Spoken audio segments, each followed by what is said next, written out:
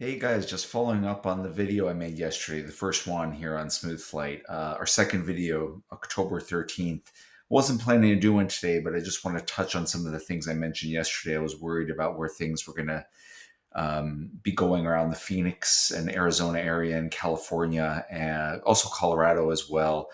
And I suggested to you all that if you're flying out of Arizona today, October the 12th, I was saying to you guys actually look to fly out later, much later in the evening or in the morning if you want a little bit of a smoother flight. Of course, pilots will always do their best and most often do their best to try to get you out of those situations and navigate at different altitudes and routes. But I'm of the mindset, and that's what I flagged in my first video, that you have the power to control if you really want to avoid any risk of any turbulence because you just feel uncomfortable in it. So I do want to flag, pulled up aviationweather.gov, and sure enough, you can see how lit up Arizona is today, just as we expected. A couple of convective zones with significant meteorological events there, turbulent dynamic air. You even see a red here showing you there's a severe turbulence report. Colorado, it's bumpy.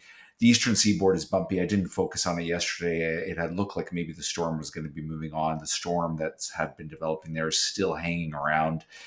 It will be moving away over the next day or so. I was more focused a little bit on the west and Colorado and then upper Midwest as well, with some occluded fronts, mixing of weather fronts. But quickly on the Arizona, I'm now going to dive into the next page here. I've already pulled it up, and you'll see that you do have a severe turbulence report that's come in here from a pilot that's flying. You see other reports here of moderate turbulence. You see the storms on the radar here. See them also in Colorado. And just to briefly show you, a lot of things are lit up here in the eastern seaboard around New York. Some of those swirly red lines are wind shear warnings on descent as aircraft are landing, could get bumped around by some airflow. But California, as we expected, the big storm coming in, it's going to be bumpy and messy, I think, as this day develops. You're seeing some pilots actually start coming out of Arizona if you're going to California, Northern California, and kind of detouring west here rather than going up direct. I will flag one interesting one. I've seen a Southwest flight go out today that actually ended up leaving. You see a bunch of the storms down here, and what looks to me like cutting right through a zone of developing weather.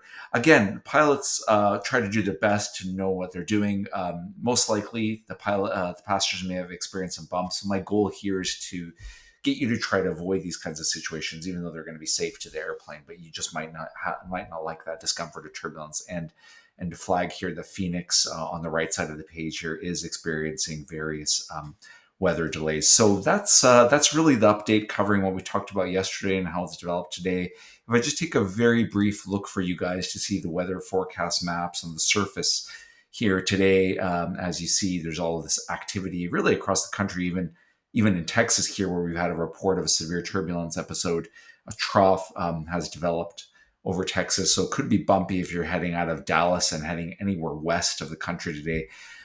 East should be fine, except until that eastern seaboard area, that low pressure and that storm moves away in the next day or two, and you can see that that looks to occur for the most part a little bit tomorrow, and more so on Wednesday. And the storm that we've mentioned earlier from the west that's affecting California and Nevada, that's going to be pushing in, creating that activity still the worry area of Colorado. So if you're flying out of Colorado this week, you are going to unfortunately get some bumps.